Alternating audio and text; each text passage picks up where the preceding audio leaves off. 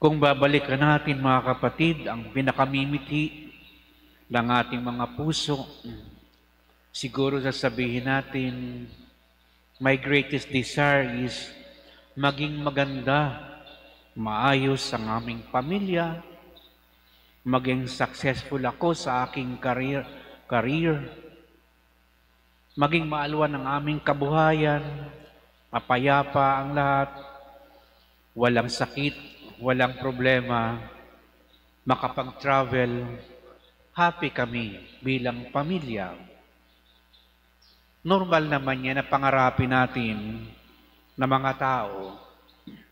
Pero sa totoo, hindi yun ang pinakamalalim na minimiti ng puso ng tao.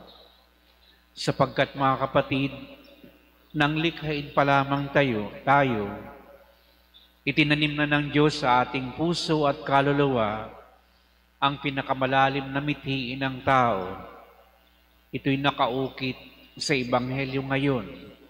Ibigin mo ang Diyos ng buong mong puso, isip at kaluluwa. At ibigin mo rin ang iyong kapwa gaya ng iyong pag-ibig sa iyong sarili. Yan ang nakatanim sa ating puso. At ano ang pahiwatig na yan talagang nakatanim?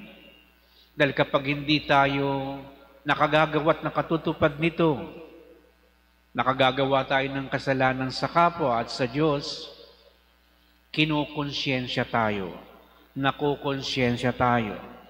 Parang yun yung signal na hindi na tama ang ginagawa mo ayon sa pinakamalalim na mitiin ng iyong puso. At kahit anong gawin ko minsan natin mga kapatid, hindi natin talaga magawa. Yan yung lingwahe ni San Pablo at lingwahe ni ng isang rapper.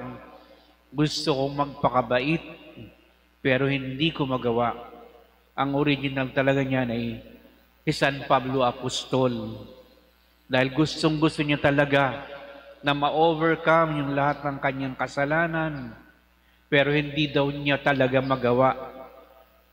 Maliban nung tinulungan siya ng Diyos. Nang ibig sabihin, magagawa lamang natin yun sa biyaya, awa at tulong ng Diyos. Kung kaya mga kapatid, tayong mga naghahanap ng fulfillment sa mga ating hinahangad at mga mitiin sa buhay, huwag nating kakalimutan ang nakatanim, nakaukit sa ating puso na sa kaibuturan nito ay ang pag-ibig sa Diyos. At hanggat hindi ito na pangyayari, sabi naman San Agustin, ang ating puso ay walang kapayapaan at katahimikan, malibang ito ay ipagkatiwala natin o isuko na natin sa Diyos. Na unless we surrender ourselves to God, we cannot really rest in peace. We will always be restless. At yan ay totoo mga kapatid, dahil tayo palagi ang karanasan natin sa pag-ibig ay kapos. Kung bakit napakaraming kaso ng mga mag-asawang naghihiwalay, nagkakadimandahan, nagkakabaranggayan, ay dahil kapos tayo sa pag-ibig na dapat ay siyang nagbubuo sa atin, hindi lamang sa ating pagkatao, kundi sa ating mga pamilya at sa ating mga tao. Kung bakit maraming kasalanang nagaganap sa ating kapaligiran, ay dahil hindi tayo makapagmahal ng buong buo. Sapagkat kung babalikan natin ang Ebanghelyo, ang ibig sabihin ng buong puso, buong pagkaluluwa at buong pagkatao ay 100%. Hindi ito 25, 50, or 75%. Buong buo, walang matitira para kahit kanino. Sa Diyos lamang tayo pwedeng umibig ng 100%. Bakit kaya ganun mga kapatid? Paano naman yung mga taong kasama ko, yung mahal ko sa buhay? Wala na ba akong ititira sa kanila?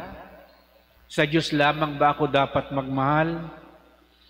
Mga kapatid, sa totoo, ang sikreto, habang tayo ay nagmamahal sa Diyos, binubuksan natin ang biyaya ng walang hanggang pag-ibig. At kapag yan ang nagpabago sa ating pagkatao, mag-uumapaw na ang pag-ibig sa ating kaluluwa, sa ating puso. At siyempre, damay ang mga tao sa paligid natin. Kahit kaaway mo pa, damay na yan. Wala nang boundary. Kasi nasa sayo na yung infinite love ng Diyos. May hahanapin ka pa ba? Kung limitado ang pag-ibig ng tao na naibibigay niya sa kanyang kapwa dahil hindi siya makapagmahal ng totoo, dahil nasasaktan siya, kapag pag-ibig din ng Diyos ang nasa puso natin, nakakalimutan na natin ang ating sarili at naibibigay na natin ng buong buo. Yan ang kasaysayan, mga kapatid, ng mga santo, ng mga martir, sapagkat sila'y pinununan ng Diyos, kusang aapaw ang pag-ibig na ito at wala itong ibang pwedeng puntahan kundi yung mga taong pinagsisilbihan, nakakasalamuha sa araw-araw, kahit saan siya pumunta, nahahawa ang mga tao na lumalapit at nakaka-inkwentro niya sa pag-ibig na ito ng Diyos. Kaya, mahalaga na ang ating pag-ibig ay sa Diyos lamang 100%. And that's the highest vocation of the human person, ng pag-ibig ng Diyos ay ating makamtan, sapagkat ang fulfillment natin ng kabuuan ng ating pagkatao. Ano ba sinasabi ng Ebanghelyo? Diyan nakasalalay ang kaganapan ng mga propeta. At ano ba to? Ito ang pinakamahalagang utos. At sa dalawang utos na ito'y nakasalalay ang buong kautusan ni Moises at ng mga propeta. Na kapag nabuo yan at naganap sa ating buhay, buong-buo na ang ating pagkatao. Hindi na tayo mawawasak kahit ng kasalanan, kahit ng kaaway, kayang-kaya na talaga nating magmahal. Yun lang naman, mga kapatid, ang dahilan kung bakit hindi tayo totoong buo na nakapagmamahal, lalo na sa kaaway, dahil hindi pa talaga natin buong-buo na minamahal ang Diyos. Pinoprofess lang karaniwan natin sa ating labi, ipinapakita natin sa mga gawaing pagsamba, pero kapag inihirap na tayo sa totoong sitwasyon, upang mamili tayo kung sino ang pipiliin natin between God and man, karaniwan doon tayo lumalagpak. Mas pinipili natin yung mga konkreto, pangarap natin, mahal natin sa buhay.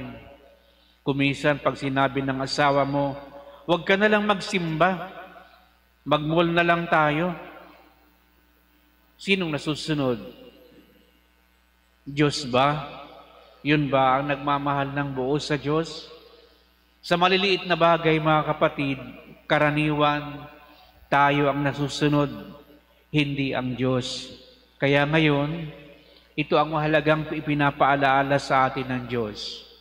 Dahil kung totoo na ngayon ay araw at ginugunita natin ang mga kabilanggo, ang totoo, mga kapatid, na nasa bilangguan ay yung mga taong hindi totoong makapagmahal. Dahil wala namang kinikilala na lugar o espasyo ang taong nagmamahal. Kahit nasa loob ka ng bilangguan, ng rehas, kung puno ka ng pag-ibig ng Diyos, malaya ka pa rin. Dahil ang totoong nagpapalaya sa tao ay ang pag-ibig ng Diyos at wala nang iba. Di ba? Yung mga santo nga, ibinilanggo sila, pero bakit sila'y masaya at malaya? Dahil dala-dala nila ang pag-ibig ng Diyos. Yun talaga ang nagpalaya sa kanila.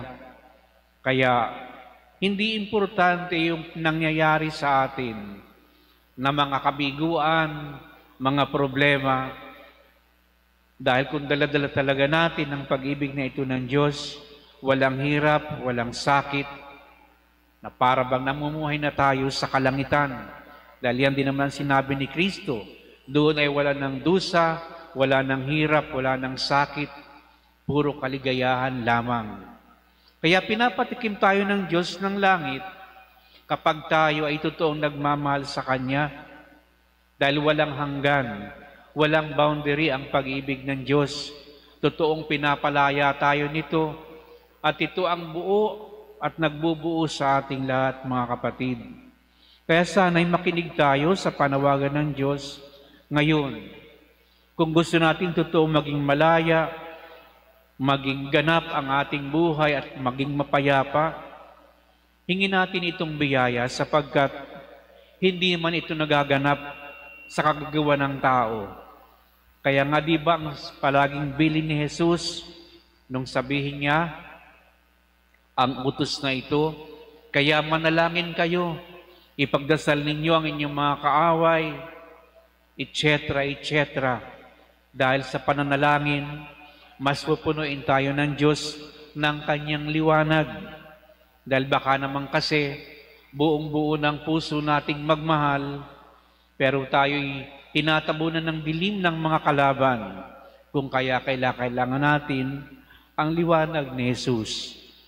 Kaya isang totoong mabuting balita, mga kapatid, ito sa mga tao naghahanap ng kaganapan sa buhay. Hanapin natin ito hindi sa mga bagay, hindi sa mga tao, kundi sa Diyos lamang. Amen.